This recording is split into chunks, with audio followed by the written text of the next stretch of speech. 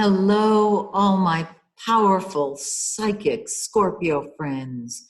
This is Maxine Taylor, and I have got your April forecast right here in front of me, and I can't wait to share it with you. We've got some awesome placements in April. And after you've watched this video, if you want more, I'm offering a spring special.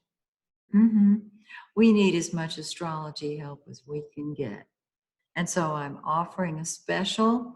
It's on my website, MaxineTaylor.com. Uh, it's self-explanatory. I look forward to giving you even more details about the next 6 months. All right, let's take a look here at this really great forecast that I had such a good time preparing. First of all, Mars, the red planet, is what we throw ourselves into. It's what comes first to us. It's what we fight with and fight for. It's in the fourth house of home and family and real estate. Okay, are you thinking of going toe-to-toe with a relative? Or are you simply thinking of sheltering in place and putting all of your attention on your home, your family? You may have some work around the house that needs to be completed. This is a perfect time to do that. But your home, your family, that's what you'll fight with and fight for, and you will take a stand for them. Love it. Now look at the blue planet. That's Mercury. It's what we think about and talk about. Mercury starts off in our fifth house, your fifth house. And the fifth house is the house of fun and games. And so you've been thinking of ways to entertain yourself. The fifth house is also children. So if you've got kids, you've probably come up with all kind of new ideas on how to keep them active and occupied. On the 11th, Mercury moves into your sixth house of health, work, and service. Now, Mercury is what we think about and talk about. So you're focused on thinking about your job, thinking of how you can stay healthy, improve your health. Mercury is always thinking. So wherever it is what you're thinking about and talking about. Focusing on your job, not the career, the job, the details of everyday living. And then on the 27th, Mercury moves into your seventh house of relationships. And you're talking to other people, you're talking about other people, whether it's business relationships or personal relationships. That's what's important to your mind now. And you're thinking about, how can I improve this relationship? What am I going to say to that person? The sun, the yellow planet, is in your sixth house of work, health, and service. And wherever the sun is, that is the giver of life. The sun heals wherever it is. And so if you have been concerned about any health issues, the sun, the giver of life, is in your sixth house of health. Good creation. Okay, on the 20th, the sun precedes Mercury into your seventh house of relationships. And this means that you put your attention on the significant others in your life, whether they are romantic relationships or friends, or the public, because the seventh house is other people in general. This is a terrific placement for interacting with others.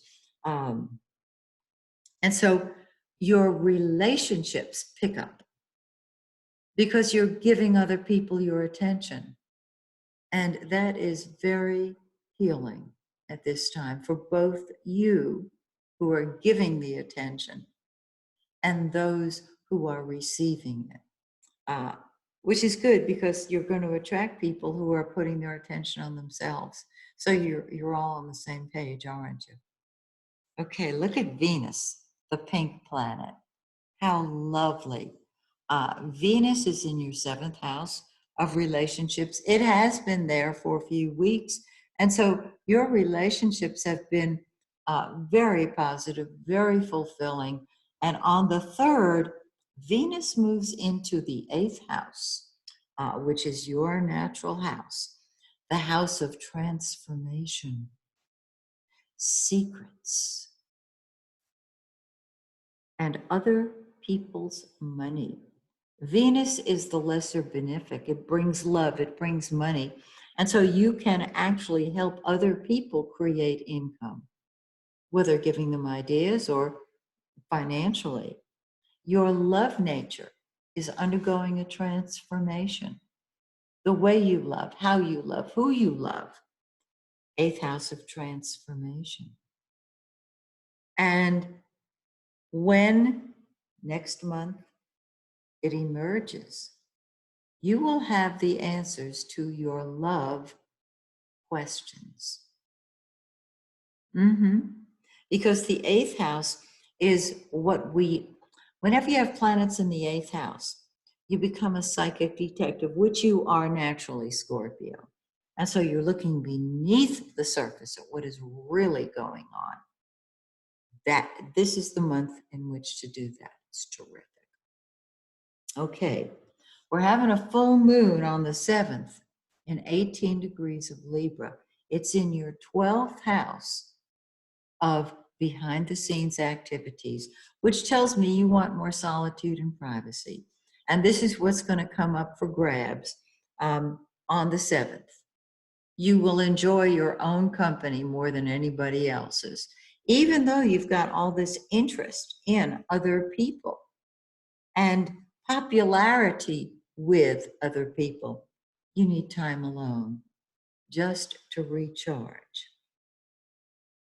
which is good because the new moon 2 weeks later is back in your 7th house on the 22nd of April in 3 degrees of Taurus, saying, hey, it's time to get back out here and interact with other people.